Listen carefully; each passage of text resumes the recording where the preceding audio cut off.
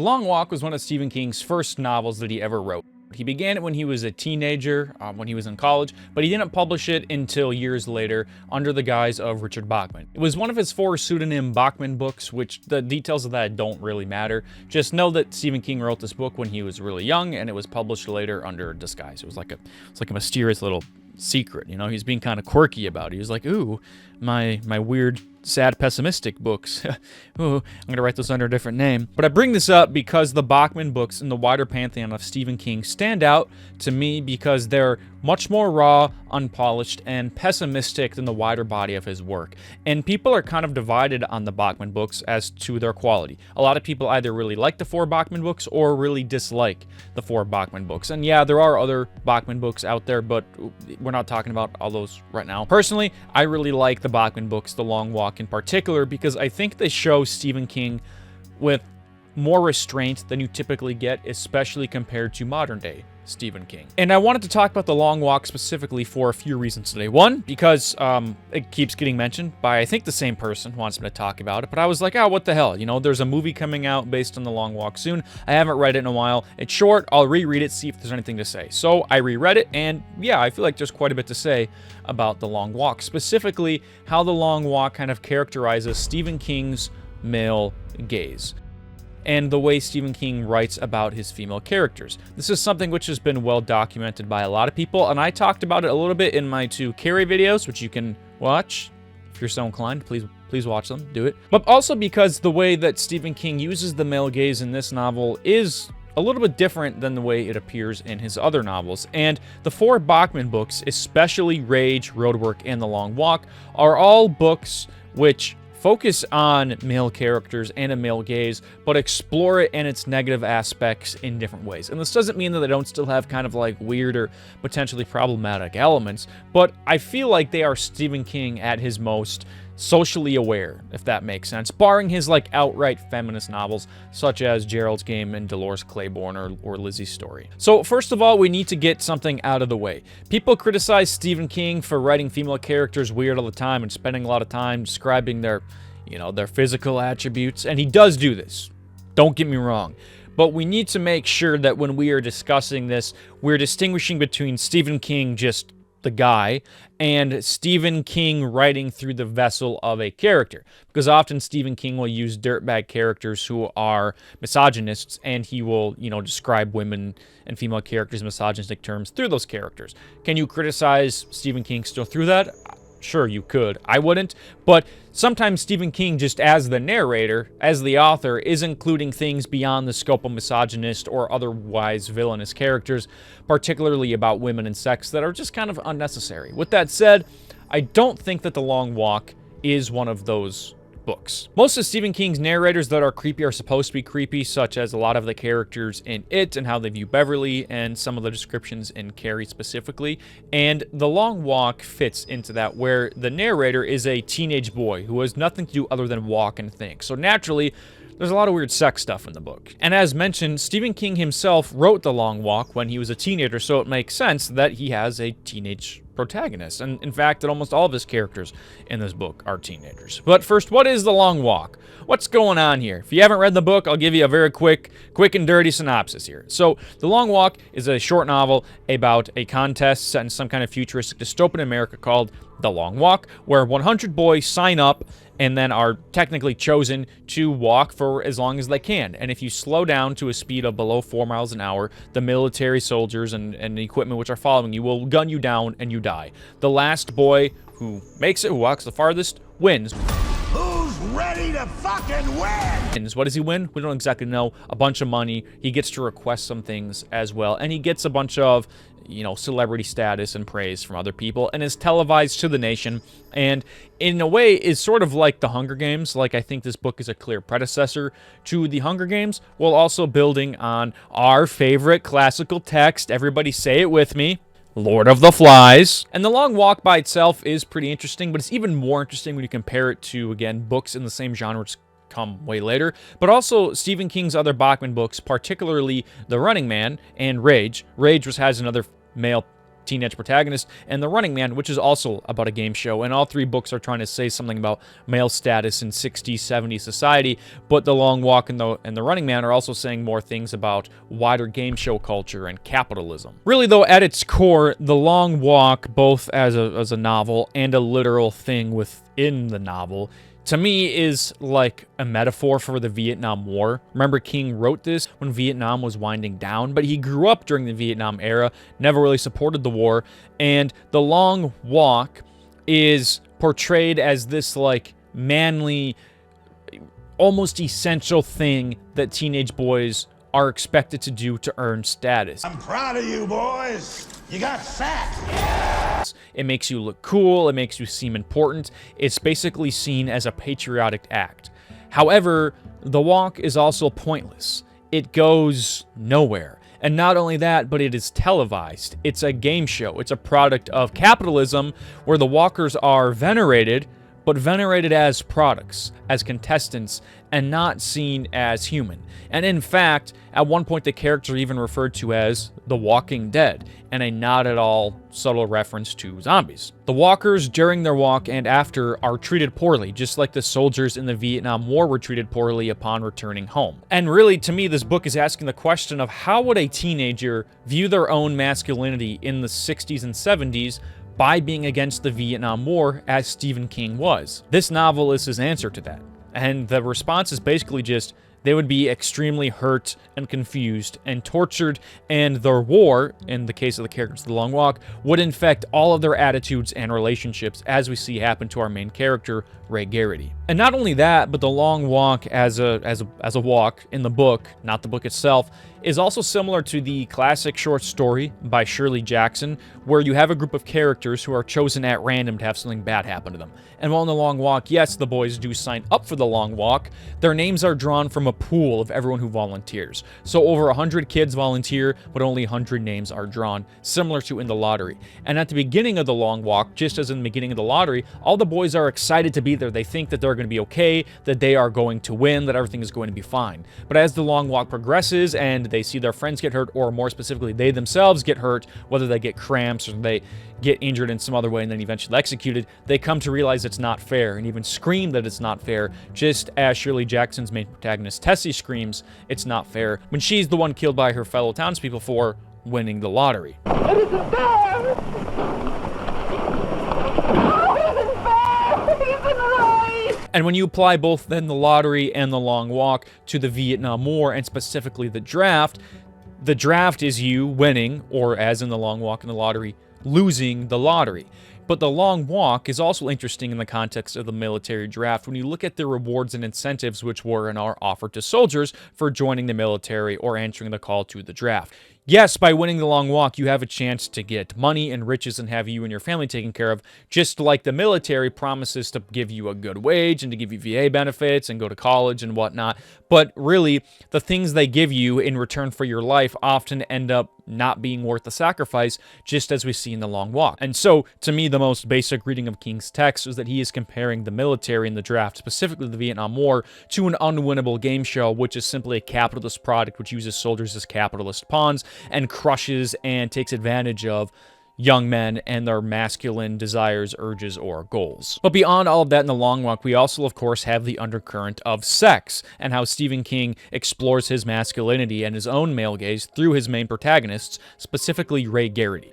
As I mentioned, Ray is a teenage boy who thinks about sex a lot, but what's weird about The Long Walk is that the sex is almost never positive, and it is almost always linked in some way to dying. For example, there is a scene early in the novel when a bunch of girls are cheering Ray Garrity's name when they see him in The Long Walk, and he runs over to kiss them. For this, he receives several warnings from the soldiers, and if you receive more than 3 warnings, you are gunned down. So this is Ray Garrity at almost his most sexually excited in the novel, and it almost gets him killed. It also is him cheating on his girlfriend Jan, who he claims to love very deep. Not only that, but just as Ray Garrity is always extremely horny, so are all the other boys, and yet when Ray sees this behavior in others, he condescends it. But when he sees it in himself, he indulges in it before then trying to psychologically explain why it is okay for him to feel that way, but not others. For example, on page 151, when the boys see some attractive girls and Ray kisses them, we get this passage, that Olsen began to slide his stiff index finger rapidly in and out of his loosely curled fist. Garrity thought that was a pretty goddamn sick thing to be doing. Why? Garrity is a hypocrite. All he does is think about sex and even acts out his sexual urges on these random women. He's not the only boy who does this, and yes, he does chastise himself a little bit, but more so he chastises himself for joining the long walk and sees his sexual advances on these girls as a product of the long walk rather than as a product of his own failings. And in that same vein, Garrity goggles the female spectators and he, mentally ogles and goggles his own girlfriend, but in return, he and the others are ogled as products. So the way that Garrity has always viewed his girlfriend and these other female characters is now being flipped on him and the other boys as they move through their long walk. See this passage, for example. Garrity found he could look right up her dress to her blue underpants. A fat man with a bald head was staring at Curly and rubbing frantically at a wart beside his ear. He wet his large, thick lips and went on looking and rubbing the wart. And then just shortly after that, he wondered how many of the others were virgins. Gribble had called the Major a murderer. He wondered if Gribble was a virgin. He decided Gribble probably was. Why does Garrity think this? Garrity himself is a virgin. And in this case, Garrity starts to associate sex with murder and death. And in this case, almost makes the case that losing one's virginity is like dying, which is interesting and stands in contrast to the hyper-masculine, hypersexual Major, the military commander who runs everything, who is revealed to have many bastard children and be extremely lusty. There's also another character in the novel named Pete McVries who tells Garrity this long, weird story about why he joined the long walk, and it basically boils down to not feeling masculine or good enough for his ex-girlfriend. Pete cannot provide for his girlfriend with money, so he feels emasculated and they stop having sex. He then joins the long walk and explains this by saying, "Sure, I was unfair. I wanted to make her feel like a greedy, self-centered little bitch because she was making me feel like a failure." Pete sees the long walk as his only chance to get back his masculinity and be successful and seen as a man, not just by his girlfriend, but by himself. And this, again, I feel harkens back to how teenage boys often view the draft and going to war as the only thing that they can do and the only way they can serve their country and or prove themselves. Not just to themselves, but to women. The character of Pete McVries also brings up a whole nother element of Garrity's sexuality, which is his potential homosexuality. There's a lot of weird I can't even call it subtext because it's literally just discussed through dialogue of Ray, Garrity, and Pete McVries like having kind of a romantic or sexual connection. For example, at one point McVries says, "He thinks we're queer for each other." "He what?" says Garrity. "He's not such a bad guy," says McVries. "Maybe he's even half right. Maybe that's why I saved your ass. Maybe I'm queer for you." So this is interesting to me because Ray Garrity and Pete McVries have kind of the only really positive relationship or friendship in the long walk, and it's suggested that this is because they are gay. And yet, that potential homosexuality is incompatible with the long walk as a patriarchal symbol. The long walk itself is set up to both punish and encourage sexual expression, whether it be sexual expression with fans on the sidelines or sexual expression between the boys themselves. In either case, the long walk as a cultural capitalist symbol takes these boys, strips them of their individuality, punishes them for it, while also encouraging to act out on that individuality and sexuality and therefore punish them because of it. Because remember, they're meant to be products, and in Stephen King's case, he's using them to stand in for how soldiers are treated in warfare. There's also another relationship which is more of like a subplot because it exists solely in Ray's memory as he remembers one of his childhood friends named Jimmy. There's this kind of weird situation where when he and Jimmy were young kids, they were like playing in the sandbox naked together, and his mother noticed and then threatened him with having to walk through the streets completely naked. So she detects this potentially innocent, potentially homosexual connection between he and his friend when they're kids, and immediately punishes that and threatens him with, well, being paraded in front of millions of people in a vulnerable state, which Garrity then acts out on. He manifests that trauma as an adult by willingly choosing to join the long walk, where he is paraded in front of millions of people in a vulnerable state. We later learn that as a child, Ray hit his friend Jimmy in the face with a fake gun, which I feel is a very on-the-nose phallic and militaristic symbol, and ruined his relationship with Jimmy. Ray also begs his mother not to tell his father specifically about Jimmy, at which point she threatens then to make him walk around naked. This is called back to later in the novel when Ray again is thinking obscenely sexual thoughts, and a certain thing happens to him in his pants, where he then again has to think about this memory with his mother, and specifically says, people would notice him and point a finger and ask how he'd like to walk around the neighborhood with no clothes on. Walk naked, walk, and walk, and walk, which is, of course, what he's doing. And another interesting symbol of this walking and the sexuality is the color blue. Remember earlier when I mentioned that Ray comments on being able to see up a woman's dress and specifically see her blue underwear? There's a flashback involving he and Jimmy looking through the windows of like a warehouse at these kind of sultry posters that are hung up, one of which has a woman wearing a blue sash.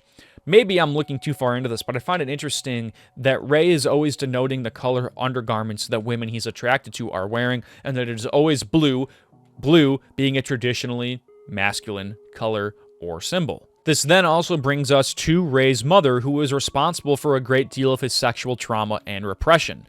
But more than that, there's a lot of really weird Freudian and Oedipal stuff going on with Ray's mom, and again, this can't even be called subtext because it's just straight up textually stated by the character of Stebbins. For example, the first time she is even described, and described by Garrity as the narrator, presumably, she's described as wearing a dress that fits badly and having breasts which are almost non-existent, making her fail both in the maternal sense and purely the female sexual sense, as Ray, later when describing women he's attracted to, almost always comments on the voluptuous size of their, you know. And then later, at a certain point when Ray is sad and stressed out, he thinks to himself that, for the first time, it seemed perfectly real and totally unnatural, and he wanted either Jan or his mother, some woman. I find it interesting here that Ray is not just wanting his mother like for emotional comfort, but he compares her to his girlfriend or just any other woman in general. He doesn't really care about her as a person, he cares about what she represents to him, and not necessarily in the maternal sense either. His value is only given to him by other women, and he invalidates all of his emotional connections with men, either because they're seemingly romantic or simply just not good enough, even though the one relationship he has with Pete McVries is the one which is actually good for him, with McVries actually saving his life several times, while the other characters seemingly give him nothing. This gets even weirder, though, when you take into account another scene between Ray and Jimmy when they're kids, when Jimmy describes that he knows what a naked woman looks like, saying that Jimmy had seen his mother naked. He said it was hairy and cut open. He had refused to believe Jimmy because what Jimmy said was disgusting.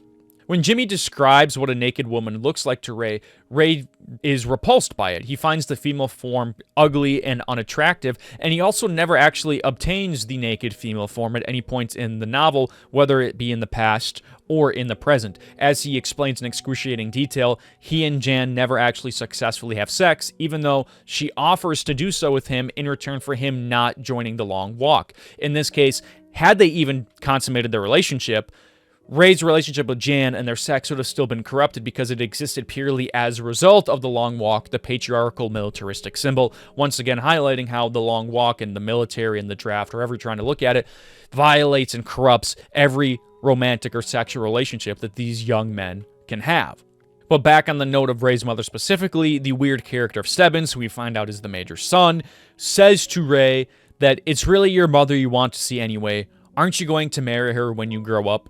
And there's a lot that can be gleaned from this. I feel that Stephen King is including all of this weird Freudian male gaze the text with Ray and his mother because it is Ray wanting to revert to a childlike state where he doesn't have to live up to specific ideals of masculinity. However, he still wants to act out the sexual aspects of that through marriage, and in particular replace his father, who we learn has been sent away or executed by the government. And in that sense, once more, the government, the military, and capitalism have corrupted everything which is good in Ray's life, even when it's not purely sexual. With that, we also have the classic Stephen King casual racism, like there is an African-American character who is referred to by racial slurs, and yet when the character is gunned down, one of the other boys, I believe it's McVries, said, "He bleeds the same as the rest of us." And through the long walk, the characters learn that they all share the same struggles, whether they're white, black, or Native American. This is, again, I feel, another reference to the Vietnam War and soldiers of various races going through the same conflict together and dealing with the same effects of it afterwards. So with all of that said, the male gaze in this novel, then, is something which is kind of corrupted and thrust upon the characters by the militaristic culture of the long walk. The major, peak masculinity, has many bastards, including Stebbins, yet never lives up to the ideals of a father the way that he should, and he's also an unattainable status symbol who the boys look up to and revere at the beginning of their long walk, but who they come to dislike and loathe by the end of the long walk, realizing they can never be what he wants them to be, and therefore what they feel that they should be. They realize they've been lied to and taken advantage of by another man with status and power as simply objects. In other words, they've been treated the way that they want to treat women. All of the boys are punished when they engage with sex of any kind, and in that sense, sex is also commodified. It's encouraged, but it's also taboo, and full of contradictions, just like Garrity himself. War and the Long Walk use sex as both a punishment and a reward to get men to do what they want, just like the rest of society. And this is not to say that the boys are necessarily without blame or not culpable in what happens to them. They just simply, at this young age, aren't aware of the system they are choosing to take part in, and by the time they learn how corrupt it really is, they're unable to do anything about it. And in the meta-commentary of the novel, Stephen King uses people watching The Long Walk as the way of explaining to us how we should learn to step up as a society and push back against these systems that take advantage of us and corrupt us, not just at an emotional level, but in every aspect of our lives, whether that simply be toxic relationships, the military, or patriarchy in general.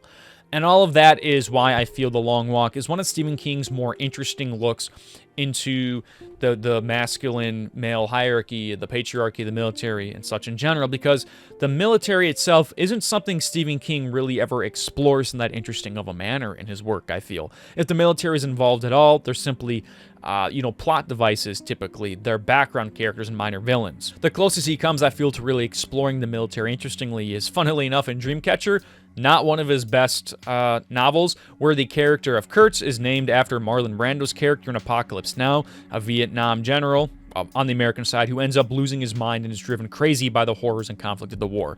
Stephen King also has The Shop, which is like a shady government military agency which does experiments on citizens and stuff and can't be trusted. But all of this is just a culmination of him growing up through the 60s and protest culture and under the shadow of the Vietnam War and really developing a healthy distrust of the government. And The Long Walk explores all of that and all those anxieties in a way that I find much more interesting and vulnerable than the majority of his works. Honestly, I think that The Long Walk is one of King's most personal works. It's the one where I feel, is exploring some of the most about himself and his relationships with women and how he views women. It was written before he was married to his wife, before he had a daughter, before he had grandkids, and I think the guy writing The Long Walk is quite a bit different than the guy who is writing today. And that is why I feel The Long Walk and the Bachman books in general are essential to understanding Stephen King and how he views the world, but also how he came to view the world. That was a lot, wasn't it? I don't know if it was good, I don't know if it was bad, but I'm sure that you will tell me if you watch this video, which maybe you won't. I don't know. But either way, tell me what you thought of The Long Walk or this video, but be nice, because like I always say, when the comments get mean, I get my feelings hurt and stop reading. So, check out The Long Walk movie if you want also, or read the book. I'm going to go now.